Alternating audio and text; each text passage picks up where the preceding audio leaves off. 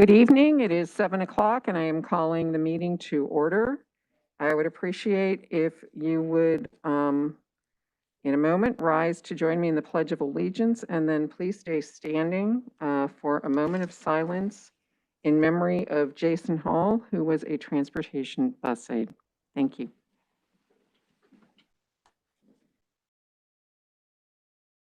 I pledge allegiance to the flag of the United States of America and to the republic for which it stands, one nation, under God, indivisible, with liberty and justice for all.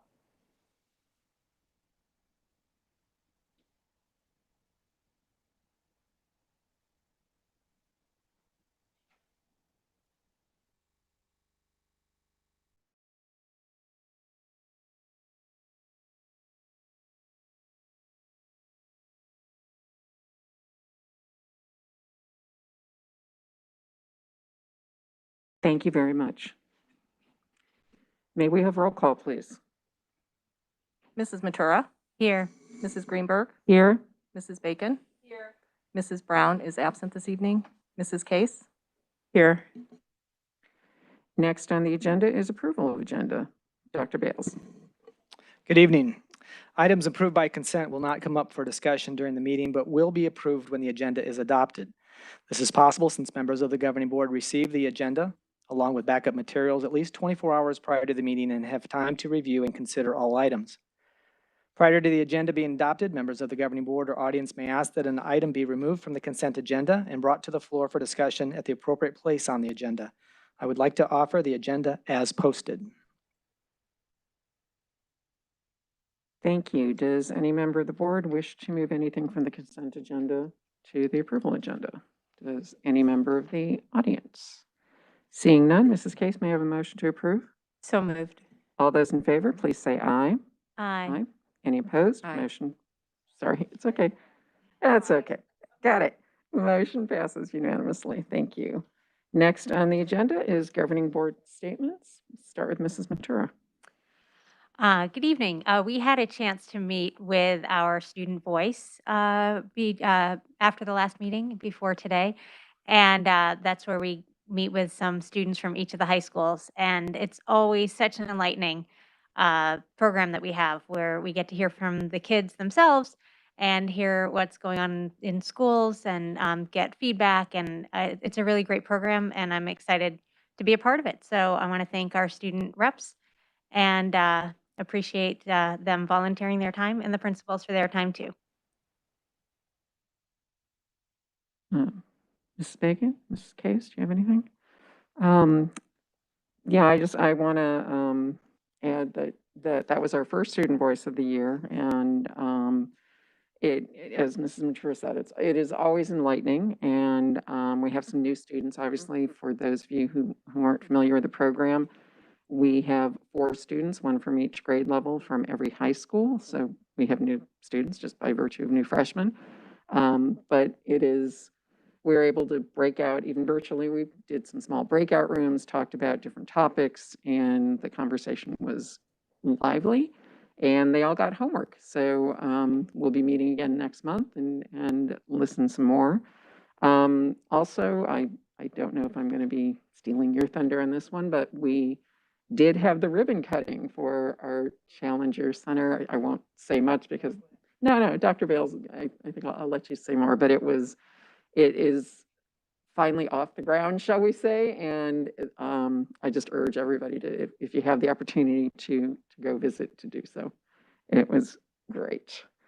And with that, next on the agenda is awards and recognitions, and I'll turn it over to Mr. Drovey.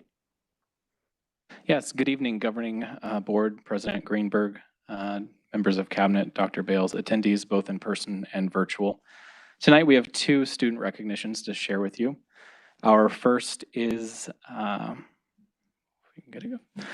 first honorees were named as 2022 National Merit semifinalists. The National Merit Scholarship Program is an academic competition for recognition and scholarships.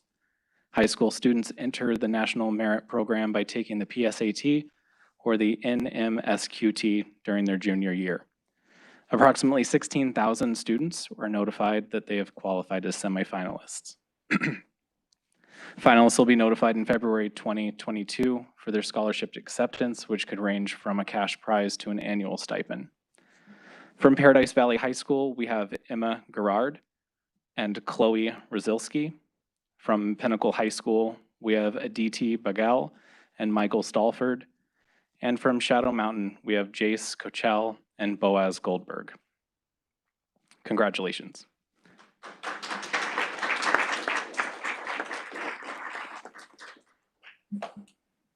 Our next honorees academic awards have garnered the attention of the College Board National Recognition Programs. The College Board National Recognition Programs create pathways to college for underrepresented students by awarding them academic honors and connecting them with universities across the country. We have two students receiving this recognition, both from Paradise Valley High School. The first is Lincoln Rose, and the second is Mark Senya. Congratulations.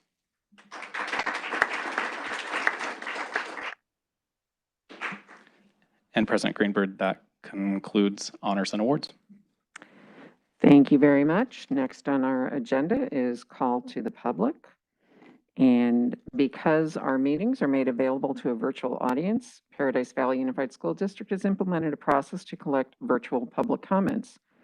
Members of the public wishing to submit these comments to the governing board for this meeting were able to do so by completing the public comment form located on the homepage of the district's website. In order to be included in tonight's meeting, members of the public were encouraged to complete the form by noon today. It is important to note all comments related to board agenda items that were received by today's noon deadline were provided to all governing board members in the superintendent's office in advance of tonight's meeting. These comments will not be read aloud during the meeting. We'd like to thank our community for voicing their thoughts and providing comments for tonight's meeting, and we received a total of 3 comment submissions. Members of the public present at this meeting wish to address the board on items not listed on the agenda completed speaker cards to be recognized during call to the public. Due to Arizona open meeting law, the governing board cannot discuss or take any action on items not listed on the agenda. Because we have, I believe it is 6 cards, each speaker will have 3 minutes for their remarks.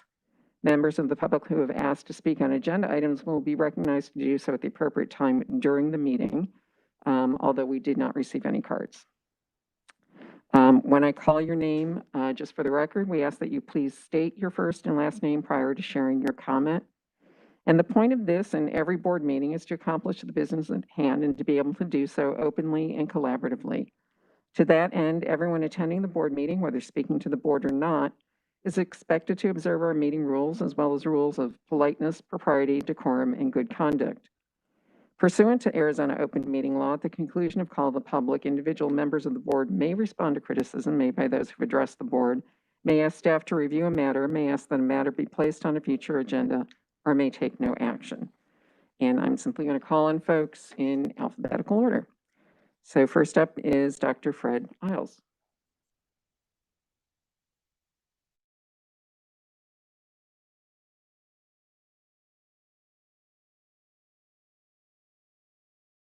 Hello, my name is Dr. Fred Isles. Former Secretary of State Condoleezza Rice eloquently argued on The View against critical race theory being taught in public schools, and her critics lashed out on social media over it. She also thinks parents should have more say over their kids' curriculum. Things are moving in the right direction. The United States ranks 27th among industrialized nations in quality education, but it ranks #1 in cost. Arizona ranks 2nd from the bottom among the 50 states for educational excellence. Our kids' SAT scores are extremely low. That's why lots of parents are putting their kids in private schools. On the other hand, Paradise Valley could reach for excellence by teaching our kids the answers to life's most fundamental questions. Who am I? Where am I? Why am I here? What's the agenda of my soul? Getting these answers is infinitely more valuable than learning to read, write, and solve differential equations. Eventually, we'll evolve as a race to address these questions. You think your life is about you, but your life has nothing to do with you. It's about everyone whose lives you've touched and the way in which you touched them. Not local you, but the universal you, in the sense that you and everyone else are one. I'm not a religious man, but I asked God for strength, and He gave me difficulties to make me strong. I asked for wisdom, and God gave me problems to solve. I asked for courage, and God gave me dangers to overcome. I asked for love, and God gave me troubled people to help. That's why I'm here. You don't have to struggle to survive. All you really have to do is just be your divine self. You can't be hurt, distressed, or angered. Just hold your space. Then everything else that you thought you had to strain for would fall in on you automatically, virtually without effort. Quote, seek ye first the kingdom of heaven, and all these things shall be added unto you. You are source. Don't go looking to another to provide for you. Quote, I'm come that you may have life, and that you may have it more abundantly. There's no other reason for me to be here. I need nothing from you. Not your admiration, not your permission, not your love, not your approval, or your money. I only desire that you have the opportunity to express who you really are and to grant our children a wonderful education which will bless them for a lifetime. Life is an illusion.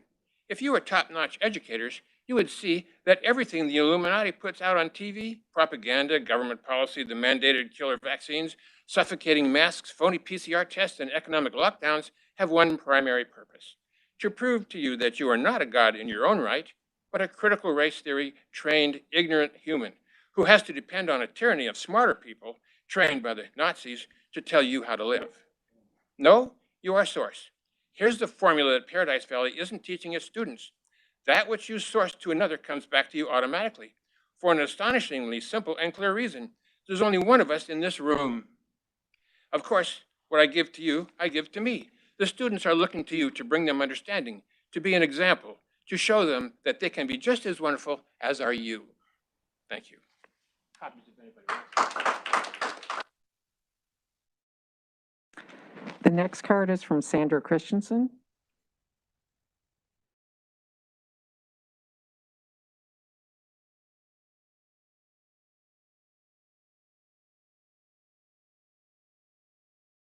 Thank you, President Greenberg, Dr. Bales, and Governing Board. My name is Sandra Montes Christensen. And when my son got quarantined, the school nurse had indicated that they had not updated their recommendations for quarantine and testing since the beginning of the pandemic in 2020. It's been over a year, and I'm going to share some updates from medical experts. Dr. Peter McCullough is an internist cardiologist, epidemiologist in medical practice in Dallas, Texas. He maintains ABIM certification in internal medicine, cardiovascular diseases. He manages common infectious diseases as well as cardiovascular complications of both the viral infection and injuries developed after the COVID-19 vaccine. Since the outset of the pandemic, Dr. McCullough has been a leader in the medical response to the COVID-19 disaster and has published several peer-reviewed articles on infection and medical responses to SARS-CoV-2 in the American Journal of Medicine and other top medical journals. I'm going to read 5 points of truth that he recently discussed and published. This is from Dr. Peter McCullough, 5 points of truth about COVID-19. Number 1, the virus cannot spread asymptomatically. Let me repeat, individuals cannot spread the virus asymptomatically. So these children that are being quarantined and they show no symptoms, they can't spread COVID-19. This is from Dr. Peter McCullough. Point number 2, there is no need for asymptomatic testing. This is not approved by the FDA. SARS-CoV-2 tests were only approved for actual sick patients. This was supported by both the FDA and the World Health Organization on June 2021, saying asymptomatic testing needs to stop. Point number 3, once you get COVID-19, you cannot get it again. Positive PCR antigen tests show this. Natural immunity is robust and durable. The vaccine just makes it worse. Point number 4, COVID-19 is very treatable, especially if treated early. Monoclonal antibodies approved by the FDA and oral drugs, antivirals, are very effective in treating this disease. Point number 5 from Peter McCullough. The COVID-19 vaccines are losing their effectiveness and are increasingly unsafe for use in populations for individuals, especially in children. U.S. is promoting fear, suffering, hospitalization, and death are railroading individuals into getting this harmful jab, including 28 million children between the ages of 5 5 to 11 coming soon, with a 99.9% survival rate. The chance of a child dying from COVID is virtually zero, but myocarditis and other injuries are very harmful to children. Thank you.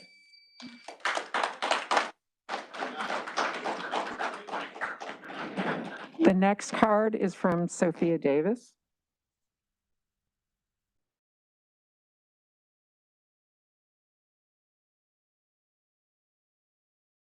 Hello, my name is Sophia Davis. I have a first and third grader at North Ranch Elementary School. I'm here to talk about quarantining students. My first grader just got quarantined for the second time. Both instances, he was exposed by an unmasked student. Despite the fact that my child was wearing a mask, he was forced to quarantine for 7 days and get a COVID test to return. He tested negative both times. To date, my first grader has missed 8 days of school. 8 days of school when we have only been in school for 2 months. This board and this district must do better for our children. My sister-in-law is a teacher in Kansas. At the start of their school year, their superintendent said loudly, "My main priority for the school year is to keep kids in school as long and as much as possible." Their policy, if a student is exposed, is that the exposed students can continue to attend school but must wear a mask. If they develop symptoms, they then must stay home. Their temperatures are checked each morning during the quarantine period. Our district needs to start to look at alternatives to what you're currently doing for kids. The continual missed school days will start to catch up to them and their education is going to suffer. You must do better. Other schools have figured out how to do better. You must do the same. My son was able to return to school today. We were working on spelling words tonight. He only got 3 of them right. He usually gets hundreds on his spelling tests. He hasn't been at school all week, so he doesn't know any of the words. The very large stack of worksheets he received that I did with him in between working myself was clearly useless. Thank you.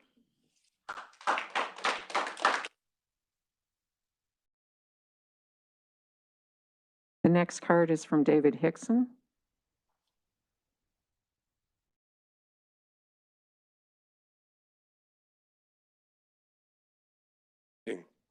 Excuse my voice.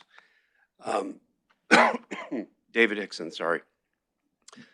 I first want to thank you for acknowledging my email and my request to have an agenda item be made about, I call it critical race theory, but it's social and emotional learning is the proper vernacular apparently, as well as the sexual grooming and the awful things that are being taught to our children that really should be kept inside the child's house at the dinner table. That's a discussion for the parents. It's not a discussion for the teachers here.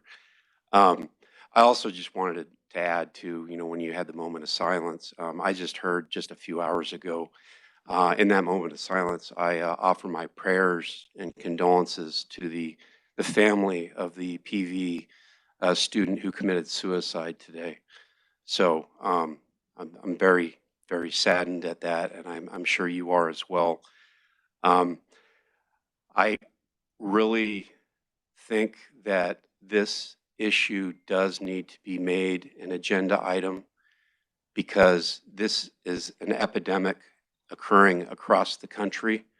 I'm sure you're well aware of situation in Virginia where a student who is a male, biological male, called himself a female, proceeded to go into the girls' restroom, raped that girl. He was expelled, and then he subsequently enrolled in another school and raped another girl in a bathroom. And I'm also aware that at Horizon, apparently, it's okay if you call yourself another gender, you can go ahead and use that restroom facility. This stuff is here on our doorstep. And we also have other teachers in other schools who proudly proclaim they're members of Antifa. You don't think that this type of behavior amongst teachers doesn't exist across the country? This is an epidemic. This must be addressed. And I appreciate your response, Mr. Bales. But what's written down is not necessarily what's communicated in the classroom. I myself used to be a bureaucrat, so I know you have something in writing, and that's supposedly the lay of the land according to what's written down. What's actually happening in real life is not. And this must be addressed.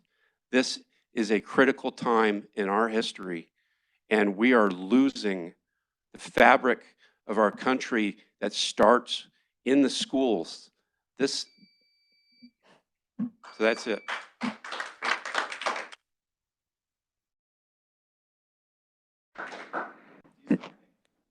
The next card is Jessica Landon.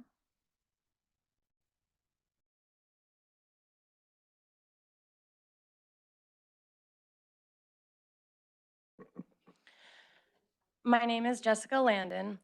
I have 2 children in the PV district. My daughter is in 1st grade and my son is in 6th grade. We have been a part of this district for 7 years. I used to feel lucky to be in the PV district, but sadly that has changed. Since the beginning of the pandemic, I have been completely disgusted with many of the choices that this board has made and continues to make.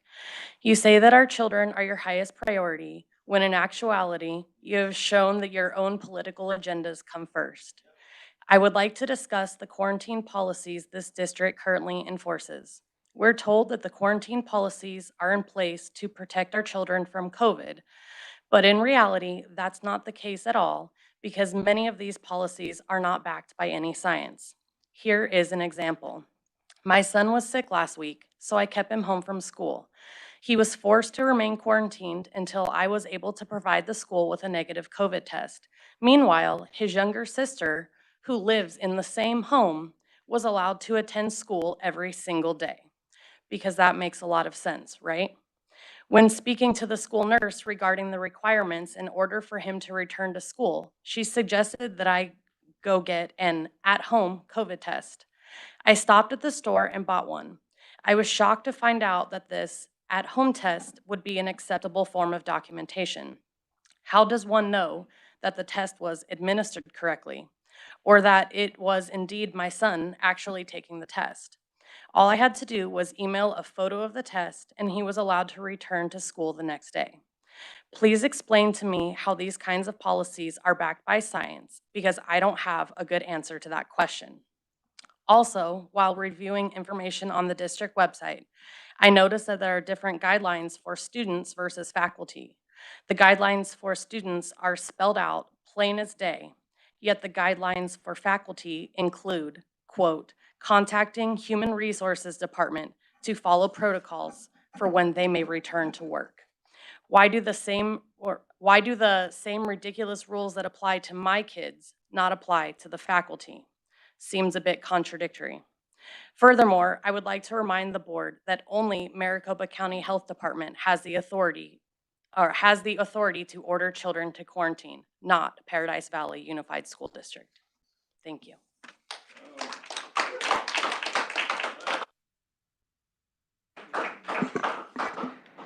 The last card is from Wendy Mahler.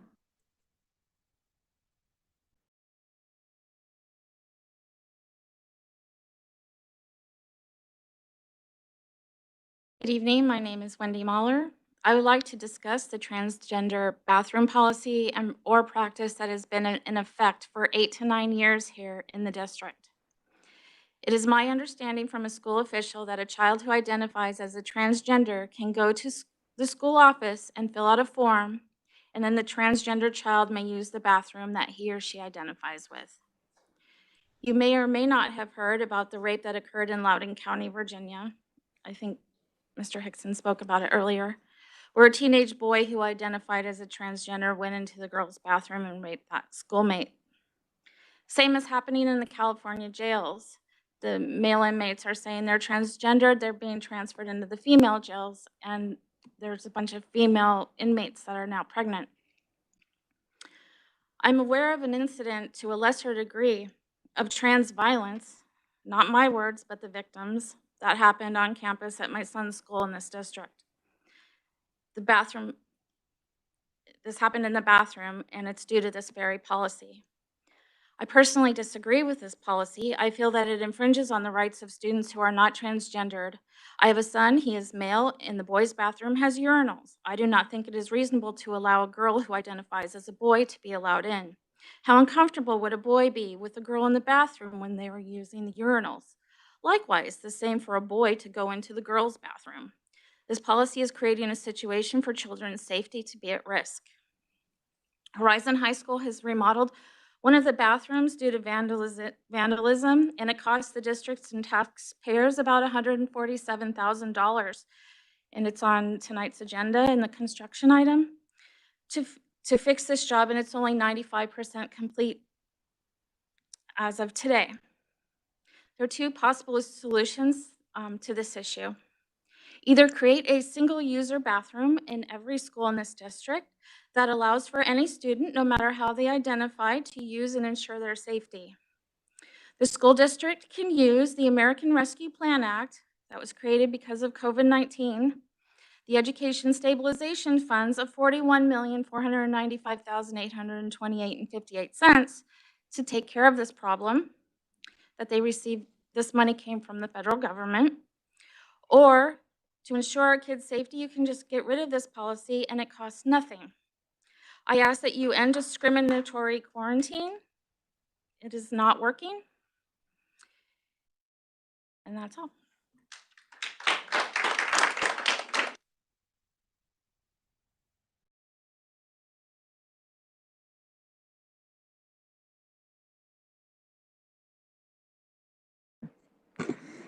Next on the agenda is Superintendent comments. Dr. Bales. Thank you, President Greenberg, Cabinet, Governing Board members, and guests. Just a couple points of clarification. The county does assign kids to quarantine and not the district. And I do confirm that with you.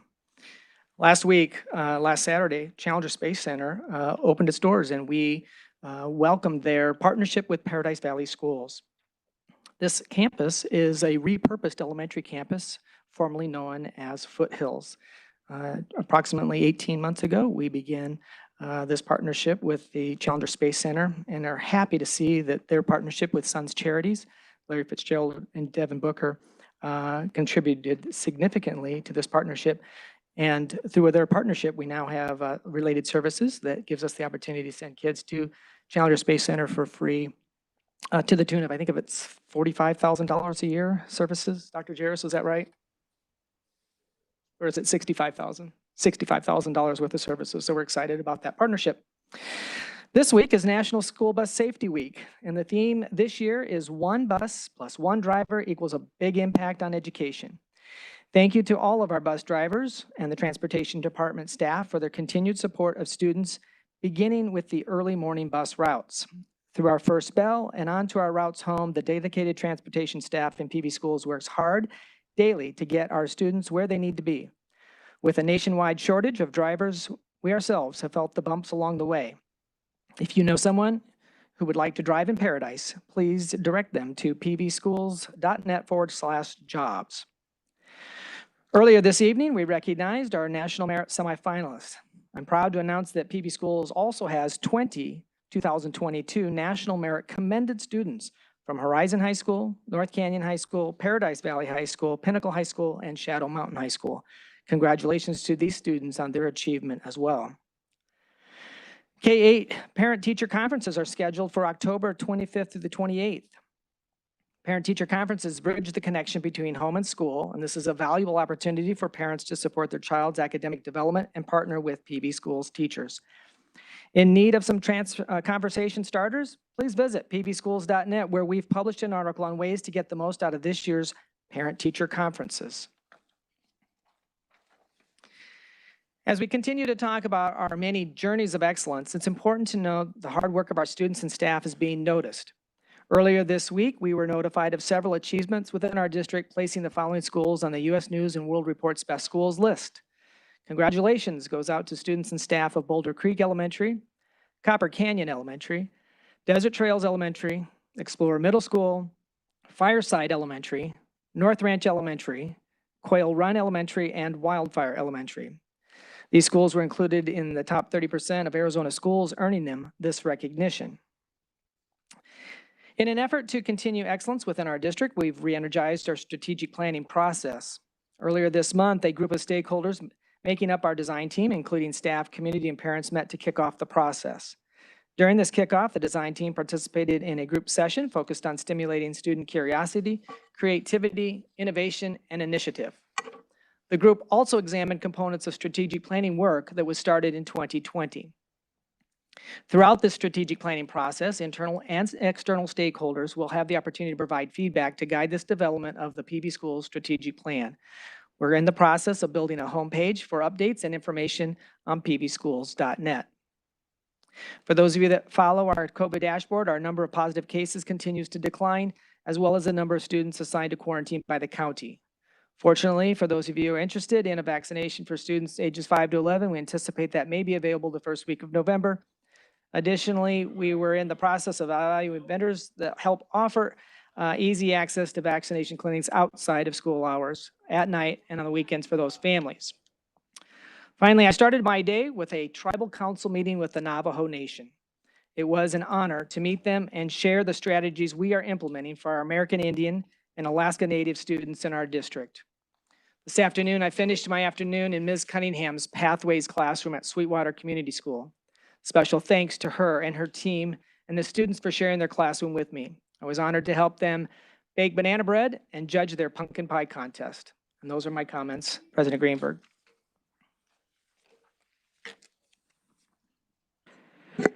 Thank you, Dr. Bales. Next on the agenda, we have one item for approval, and that's our gifts and donations report.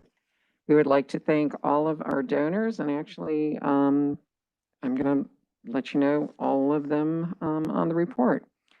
We appreciate a donation from the Maricopa County Regional School District of 150 cases of disinfecting wipes worth nearly $3,000 that are going to be going to all of our school sites for PPE purposes.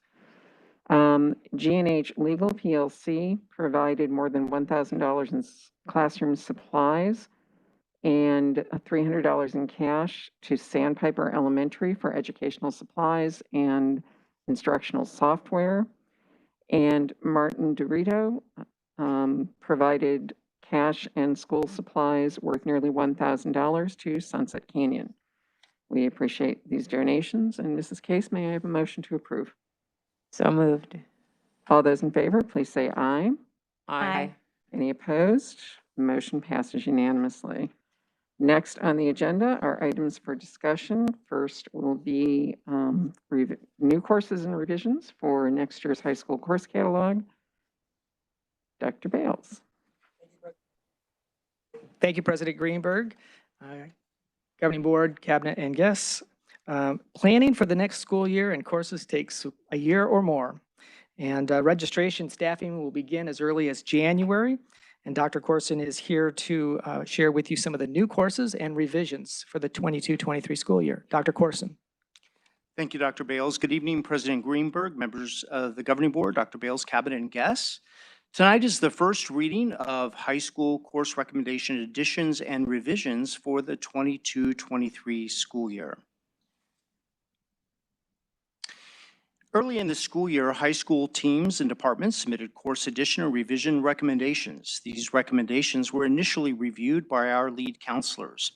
These course recommendations were brought to the assistant principal counseling team, a team composed of counselors, curriculum assistant principals from our high schools, and other department representatives. At our September meeting, each of these course recommendations and revisions were reviewed and discussed, and the team reached agreement on the following course additions and changes presented to you this evening. Our first course is Integrated Science, a course for 9th grade students that will combine concepts from the physical sciences, including earth science and conceptual physics. This course will be part of a pathway for students who will then take biology as a sophomore and chemistry as a junior. Our Career and Technical Education Department is recommending several CTE classes: Healthcare Pathways and Assistance, Construction Technologies, and Space Force JROTC and its drill team. As you may recall, the governing board previously approved healthcare pathways in Assistant 1, 2, and Construction Technologies 1, 2, and 3, 4, and students are now ready to complete the pathway by taking the upper division courses. Also, as a reminder, the Shadow Mountain Air Force Junior ROTC program is one of only 10 units in the United States selected to be in the inaugural cohort of high school Space Force detachments. Shadow Mountain High School is making history for its inclusion in this initial group of select units as they are converted from Air Force to Space Force JROTC. In addition, North Canyon High School is introducing a Freshman Connections class for targeted ninth grade students to provide additional support in their transition to high school. This course will explore educational and career opportunities and prepare students for the academic rigors of high school through organizational, time management, study skills, and digital citizenship. The high schools are also recommending advanced PE in several team sports, including basketball, soccer, volleyball, football, baseball, and softball. While we currently offer a general advanced PE class, having sport-specific courses will enable easier scheduling of athletes and students into an appropriate sport-specific class. And finally, our language acquisition department has recommended changes to our existing English language courses at the high school level. In order to comply with new state program requirements and to align our EL courses with state language, you will see that we are moving away from general SEI elective courses to the more specific courses for each of the students' language proficiency levels. For example, there is a separate English language development course focused on reading, listening, speaking, and vocabulary for each pre-emergent and emergent, basic, and intermediate speakers. Similarly, we are introducing the ELD grammar and writing course for each of the levels of pre-emergent, emergent, basic, and intermediate speakers. As a reminder, this is the first reading of these additions and revisions, and I'll be bringing this back to you at our next governing board meeting requesting approval. I'll be happy to answer any questions you may have at this time, and we also have leaders from Language Acquisition, CTE, North Canyon High School, and our counseling to provide any clarification that may be needed. Thank you very much, Dr. Corson. Does anybody, Mrs. Matura? Thank you. I had a couple of questions and comments for some of our CTE programs. And I'm very excited to see that we have these upper levels being added. And in construction technologies, I think, and healthcare also, we have a shortage right now of people in these fields. So I think having our students come out trained for these fields is going to be real benefit to our community. So I'm excited about those programs. I did want to know, I believe we do have fee assistance for these CTE programs that have a fee associated with them. Is that correct? Ms. Mature, that is correct. Anytime a student is unable to pay particular fees, our CTE department does step in and provide any resources to those teachers in order for any student who wants to participate in our CTE program to be able to do so. Okay, great. I just wanted to confirm that because I want to make sure it's available to everyone. Also, if a class like the healthcare pathways require a uniform fee, are they assisted with the uniform as well if that's necessary? I'll speak about ROTC. I'm not quite certain about the healthcare, but our ROTC, all uniforms are provided for the students participating in the program. We do ask that the students return those uniforms at the end of the year cleaned, and then we continue to reuse those. But there are occasions where there are some additional field trip opportunities for many of those students, but we do have a booster group, or I should say Shadow Mountain High School has a booster group that always steps in and supports students who may need that additional support as well. Okay. And one last question. I know that many of our CTE programs, if a student is being transported from a different high school because they are able to access classes at a different high school, then it takes 2 periods for them because they have a travel period and then the period where they're on campus at a different campus. And so those students who are taking a 2 periods for a one course class, are they able to then have an online class with PV Online so they're not falling behind credit-wise or anything like that? Ms. Mature, that's absolutely correct. Many of our students do some hybrid where they are taking in-person classes as well as our PV online courses. And that is the case. If a student is missing a particular period because of travel time, they are able to take a PV online course. Okay, thank you very much. Mrs. Case? Hi, I have a question on the integrated science course. Is that taking the place of our previous freshman course? So there were several different freshman courses that were offered across our district depending on the school. So some high schools offered biology as the first course. Other high schools offered conceptual physics, for example. This is a way to align our pathway to ensure that every student is exposed to the three critical sciences, that being physical science, biology, and chemistry, and to really guarantee that all students have those three basic courses. So is this going to be a required course, or is it one of the courses that will go toward graduation? So it does go, this course, Integrated Science, does go towards graduation. It is considered a lab course. All of our freshmen who are in the general track of science will begin taking this course. However, we do understand that in our honors and biology's pathways, that there are other course pathways that are more appropriate. And so schools continue to have the autonomy to have honors and advanced students go in a different pathway. That might include starting students, for example, in honors biology. Okay, thank you very much. You're welcome. Mrs. Bacon, do you have any questions? I just have a really quick question. You noted that Freshman Connection is coming to North Canyon, but in the backup material, it's actually got all of the high schools listed. So is it universal or how's it working? So thank you, Ms.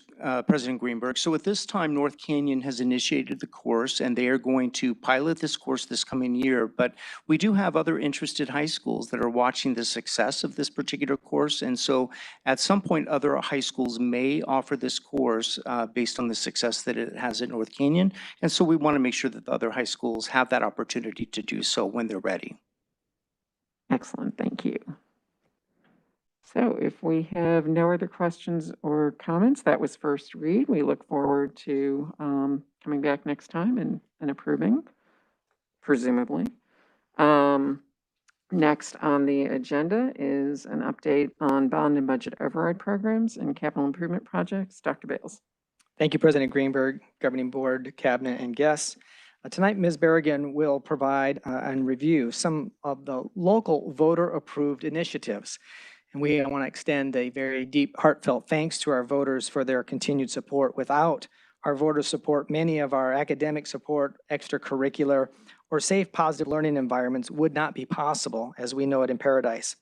So tonight, the opportunity to go a little deeper, share, build some trust, continue with transparency, and demonstrate fiscal responsibility. Ms. Berrigan will present tonight's Maintenance Operation Override, District Additional Assistance Override, and Bonds Annual Update. Ms. Berrigan. Thank you, Dr. Bales, President Greenberg, and governing board members.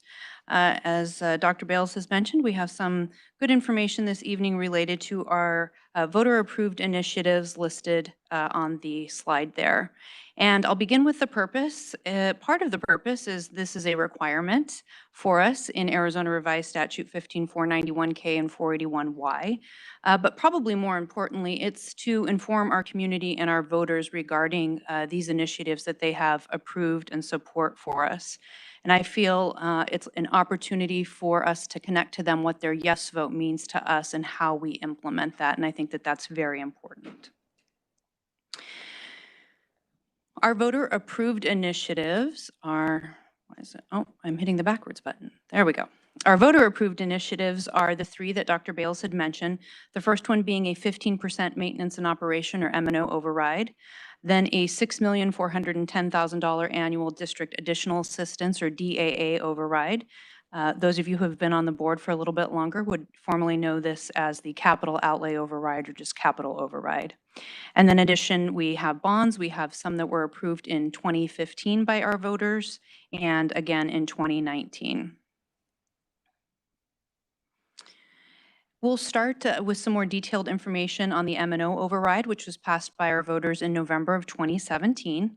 And that 15% reference is a portion of our revenue control limit. In other words, we are allowed to have the override in the amount of a maximum of 15% of the revenue control limit. And just as a reminder, the revenue control limit is our main budgeting factor that we receive from the state. Basically, the number of students we have, or our ADM, our average daily membership, times the amount that we receive per pupil is allocated by the state each year. So that's our largest budget number that feeds into our M&O budget, and we can have up to 15% of that revenue control limit. In fiscal year 22, currently that sits at about $29 million, but that does reduce or will reduce based off of decreased student enrollment. And as you have seen in the governing board reports, our enrollment is down by a little bit this year, so we will expect to see that go down. The maintenance and operation override, it's a 7-year override, but it is actually only good in full for 5 of those years, the first 5 of those years, which for us, since it was passed in November of 2017, would mean through fiscal year 22-23, which is next fiscal year, if it's not renewed. And in the subsequent 2 years, or really 3 years, it's phased out by a third each year, so somewhere around $8 to $9 million would be phased out each year if it's not renewed on the ballot. And for us, the purpose that we've put to our maintenance and operation override, which is in this information is in the voter-approved pamphlet, it's to ensure that our current academic programming remains in place, as well as to provide competitive salaries to retrain and attract highly qualified teachers and other staff, as well as continuing instruction for special areas such as technology, PE, fine arts, and other electives, and then promoting a safe and healthy school environment. The maintenance and operation override expenditures for last fiscal year 21, and we did, do our AFR at the last board meeting, but the M&O portion override was a little over $26 million, and right now, as mentioned for fiscal year 22, it's currently set at about $29 million, but that amount will go down with decreased enrollment.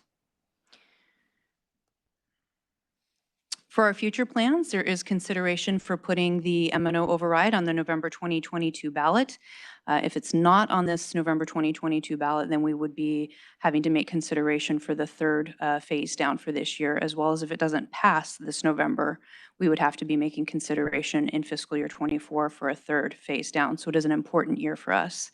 If you'll remember in, I think it was April timeframe of this year, we brought before the board the consideration to put it on this year's ballot and decided that it would be best to wait until next year based off the conversations we had with stakeholders in the district as well as the governing board.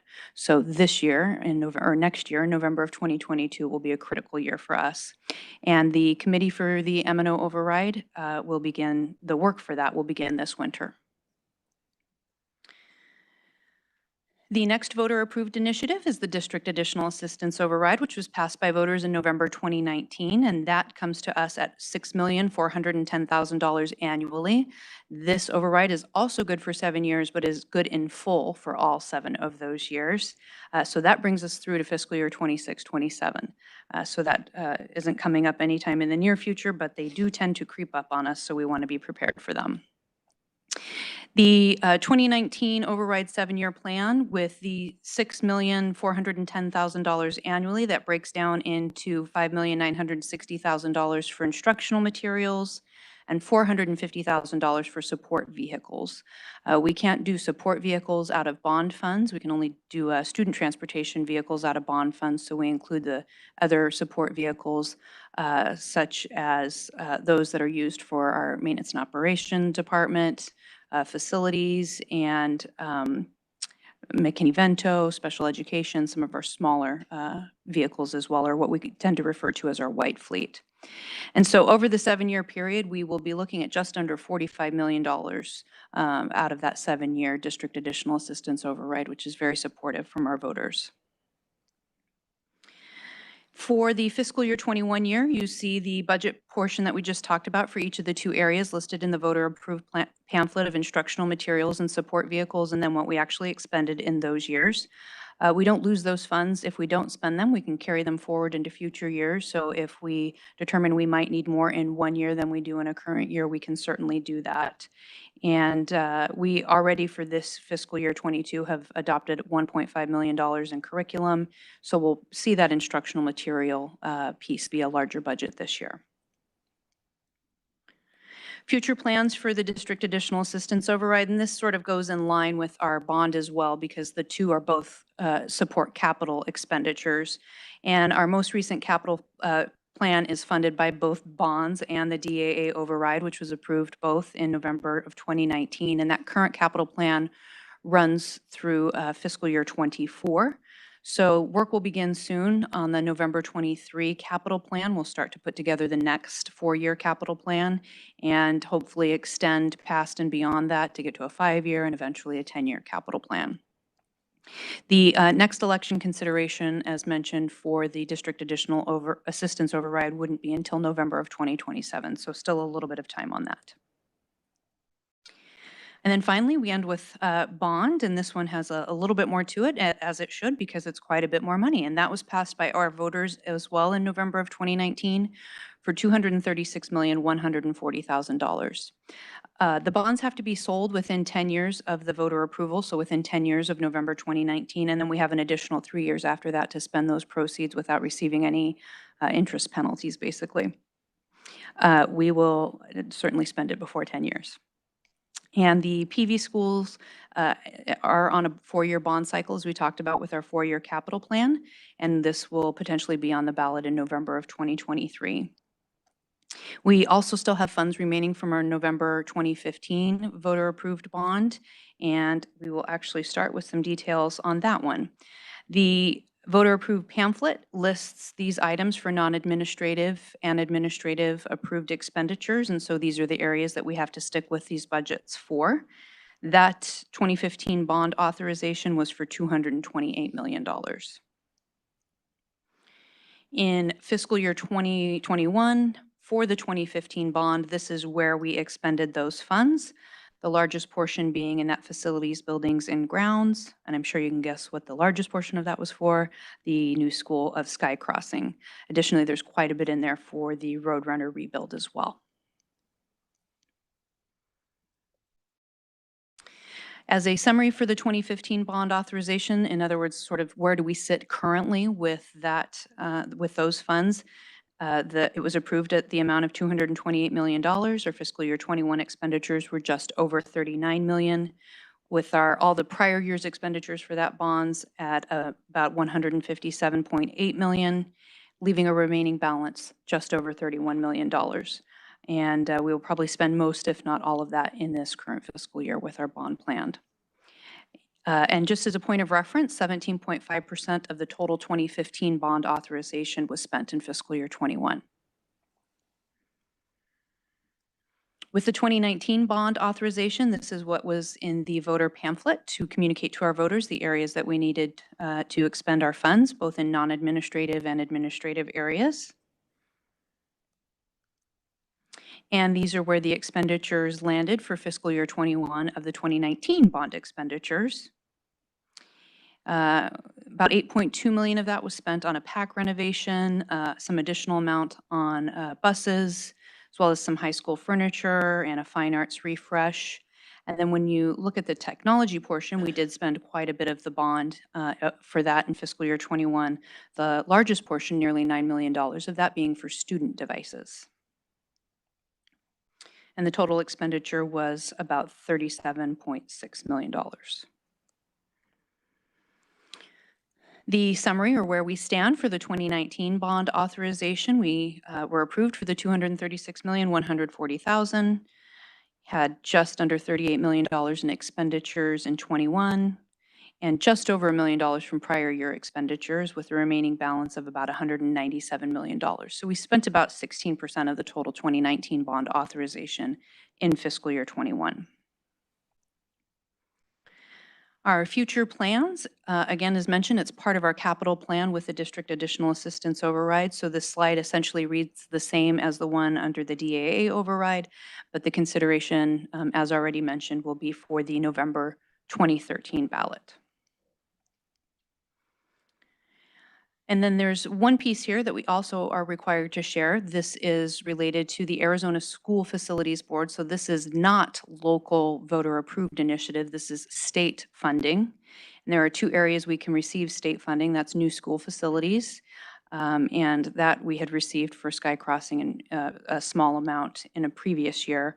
But we can also receive building renewal grants. These are grants that we do have to do work for. It is a cumbersome process. It is not a smooth process at all. And these are funds that used to just be allocated to districts based off of various things such as square footage and the number of students and things like that in the district. But now we have to write grants for these pieces. And as mentioned, it's laborious and a lengthy process, but we do continue to do it because when we are approved for those funds, that means less that we have to ask our local voters to approve. We're able to take care of them through this process. Yeah, in fiscal year 21, though, of that $392,000, we did replace an elevator at PV High School and did some weatherization at a few schools, including Explorer, Pinnacle, Horizon, and Desert Springs. For fiscal year 22, we're hoping to get funding for the completion of the Pinnacle weatherization. Weatherization is essentially painting the building, and that helps weatherize the building for that purpose. We also hope to do some weatherization at PV High School and a roof restoration, weatherization at Eagle Ridge, a roof at Horizon, and then North Canyon and Mercury Mine weatherization as well. So we're trying for even more grants this year and hope to be approved for those. There are only a limited number of dollars, though, to be shared with all of the districts in the state. And to provide some perspective about what is, of our capital fund expenditures, what are approved by the local taxpayers in comparison to what the state is providing us here. So there are 5 pieces to this pie, the 3 largest pieces being bond, but I did want to split that up so that it reflected the difference between bond renovation expenditures, so that's renovation to existing buildings, and that's 40% of that pie. Then there's the new construction expenditures, which is 29% of the pie. And other expenditures, which include like the technology and school buses and things of that nature, is 26% of the pie. So, all of those bond pieces are obviously from the voter approved initiative, our local voters in PV schools. Then there's the district additional assistance override expenditures. When it's override, that means that's approved by local voters. That's another 4%. So that just leaves that tiny sliver of 1%. And if we had a few decimals in there, it's actually a little less than 1% that was supported by the state of our capital expenditures in fiscal year 21. So 99% of the funding for capital expenditures came from our local approved initiatives. I feel like Dr. Bales wants to share something. I think it's very clear, right, that this is why we thank our voters for their support, because the state definitely does not step up and provide the dollars. They put it on the local taxpayer, and without our voter support, one-to-one technology, renovations, new construction, weatherization, all this would not have happened without them. So our thanks to them. Absolutely. And just some statistics that I thought were interesting. There are 49 sites in the district. That includes district facilities in addition to school sites, 258 buildings, over 835 acres of land, and over 5.2 million square feet of interior space. It's a lot. And when we think about districts, I would guess that they are the largest land and asset holders in the state when you put all of the districts together. And I know that I take that very seriously, and we intend to be good stewards of those buildings and of the funds that are provided to support those buildings. And so, as Dr. Bales mentioned, I do have a slide and always want to remind ourselves to thank our Paradise Valley Unified School District voters as well as supporters. Sometimes we have people outside of the district who also believe in us and want to support us as well and want to appreciate what they do for us. And with that, I'm happy to answer any questions that you may have. Thank you very much, Ms. Berrigan. Does anybody have, I see Mrs. Winter. Mrs. Case. I have a question or a comment. Because of the bonds that we have and that money that is spent, sometimes that money is spent on ways to save on irrigation, water, things of that nature, Mhm. then that money is saved because that money, like if you were to put in some equipment that saved water consumption, that paying for to City of Phoenix comes out of M&O money. And so the M&O money is how we pay our salaries to our teachers. So all of these ways that we try to make our buildings more efficient, effective, helps the money, like all those solar panels, helps our APS bill, which comes out of M&O, which is the same pot of money which we pay teachers for. So we always have to remember that our goal is to save all of the M&O money we can to pay for teachers, to help students. And so I appreciate all the work you do to help that to happen. And I'm so appreciative of our voters who vote for bonds, which allows us to spend as much as the M&O money on students and not trying to fix a air conditioning unit that doesn't work, et cetera. So Absolutely. that's my comment. Thank you for all you do. Thank you. You nailed it. Mrs. Ventura? Kind of following up on the same thing is that so the amount that we spend on capital funding each year, do you have a ballpark figure for me on? Oh, it would vary by year, but this year, am I going backwards? This year, if we total all that up together, I think our bonds were around just under 74 million plus another 3 million in DAA, so about 77 million, $78 million just last year. Okay, and if we did not have this funding, the DAA or the bond funding, all of that would then have to come out of our other funding, which is, as Mrs. Kay said, where we pay salaries and teachers and everything else. So what percentage do you have an idea of what percentage of our budget goes to these capital things that if we had to absorb that somewhere else, how that would hit? Yeah, so for this year, our budget, this current fiscal year, our budget is a little over $500 million, so about $500 million. So of that, this is nearly, let's see, if we're talking about $78 million, probably somewhere around 15% of that budget. So that would be a significant chunk out of other funds for us to be able, we wouldn't be able to afford to do all of this outside of other funds. Thank you. Thank you. Mrs. Bacon? Thank you. Yeah, I think it's really critical for us to explain that maintenance and operations budget is what we pay benefits and salaries and benefits out of. It sounds like it's like you're doing maintenance to buildings. You're not. No. You're just maintaining the systems that we have, the employees that we have. So I think that's one thing that's And good. Mrs. Case, to clarify that, or Mrs. Bacon, that maintenance operation budget, 85% of it is salary and benefits. Right. Which we went over last meeting Yes, we did. during when we had our AFR annual financial report. Does anyone in this room remember the last building that we built with state-funded money? I don't. So nothing in recent past, not Wildfire, not Fireside, not Sky Crossing, not Pinnacle. And Pinnacle's 15, 20-ish. 20 years old, Mhm. 21 years old. Mhm. Okay, so this is the only way that those buildings have gone up, is that our voters have been generous enough Absolutely. to pass bonds. I would be interested in, you probably don't have this number off the top of your head. It's kind of out of left field kind of number, but I'd be interested in knowing how much we applied to this State Facilities Board, the SFB, and based on what we got. You know, so did we apply for 500,000 and we got 292,000, or did we apply for 5 million and get that much money? I just think it's important. I'd also be interested in knowing how much time that takes of our employees' time. You know, the administrative piece of that is pretty significant.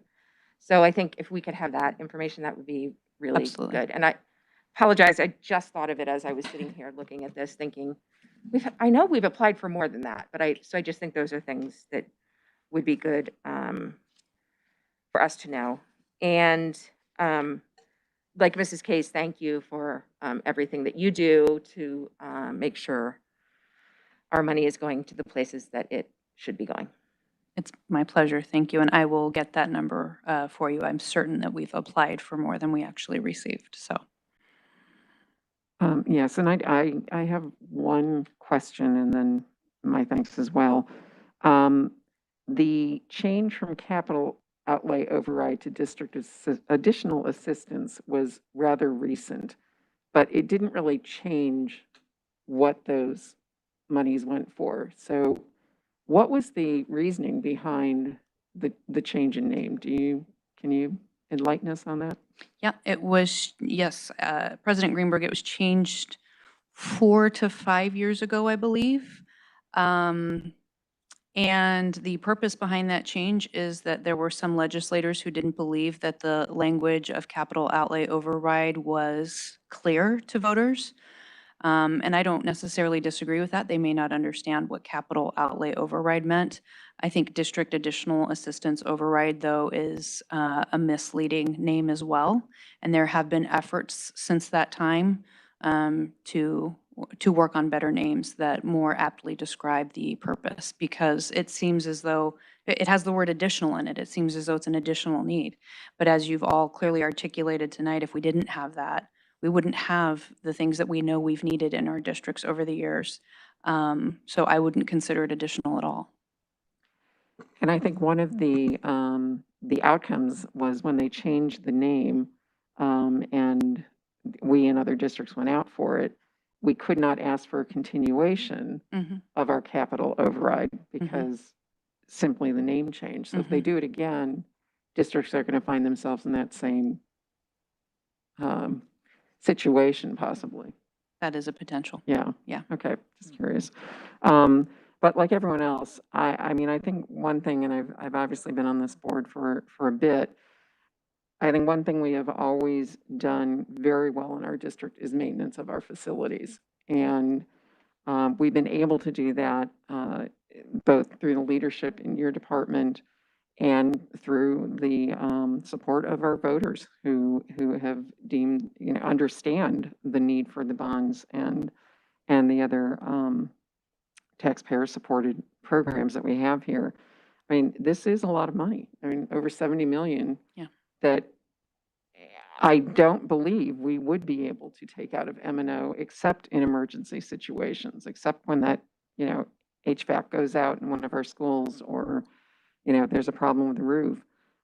Because we have these, we can do that regular maintenance. We can ensure that we are proactive as opposed to reactive. And I think all of us in the district very much appreciate that we can do that, and we do thank our voters for that. So does anyone else have any other questions, comments on this update? And we have one last update on summer construction projects. Turn over to Dr. Bales. Thank you, President Greenberg. This is an opportunity, board and cabinet and guests, for Ms. Berrigan to do a little show and tell. This is the fun part because it goes and explains some of those bond dollars that are at work from our summer projects. And so we always look forward to this. And Ms. Berrigan, I'll turn it over to you. Thank you, Dr. Bales and President Greenberg, Governing Board. This is the fun piece. We kind of dealt with the nitty-gritty already, so now we get to look at some awesome pictures of some of the work that has been done in the district over the summer. So we will start with some playgrounds, and just of note, the pictures that are on here just list some of the examples in some cases of the pieces that we're doing, and not the, not every single picture. We would be here quite a while if we showed all of the pictures that were done over the summer. So we did do some playgrounds throughout the district, and these are some pictures from Copper Canyon and Pinnacle Peak Prep. And then we did some playground canopies because those playgrounds can be very warm to play on if they aren't covered with a little bit of shade. And we did that at North Ranch and Desert Shadows Elementary Schools, as well as some others.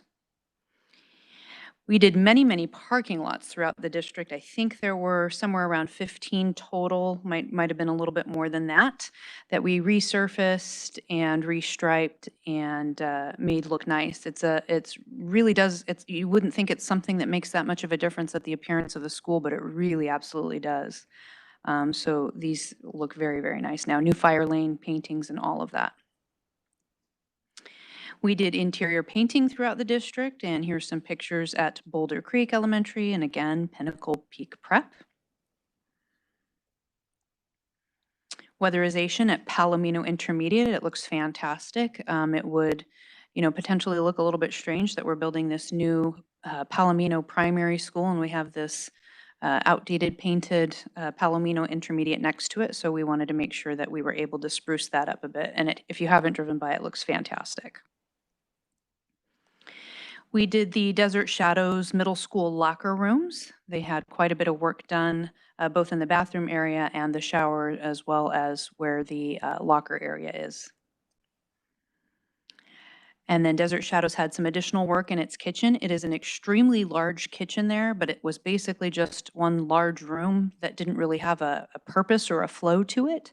So we were able to add some purpose and add some flow, and the kitchen manager there is very happy with the results. We did the Pinnacle Pack, and you can see here, this is the dressing room in the back, and everything is completely new. So new flooring, new millwork, new mirrors, new paint, and things like that. And then in addition to the actual pack room itself, they have some nearby rooms, and these were updated and upgraded as well. So you can see a picture of that. Then obviously our big Sky Crossing Elementary School. We have a few pictures here, so you can see that the land before anything was there. And then you start to see the building process in the picture to the right. You can see the bridge along there and a nice flyover picture. Some more flyover pictures. You see it taking shape, and that was before there was any concrete or asphalt there. So that was probably late spring and early summer timeframe on the left, as well as on the right, our community taking shape there. And I think you've probably all at least driven by, but that's pretty much what it looks like now, our very nice new building there for that community. We also tore down a large portion of Roadrunner School and rebuilt that, a little over $9.7 million. And you can see the blank field there before we began the work and started pouring new footings and putting up new buildings. And the flow, I have been to that campus since it has reopened, and the flow of that campus is wonderful. It's a very nice feel to it, and lots of overhangs for shade and things of that nature. So they were very thoughtful in how they designed and built that campus. A little bit more of the completed product there.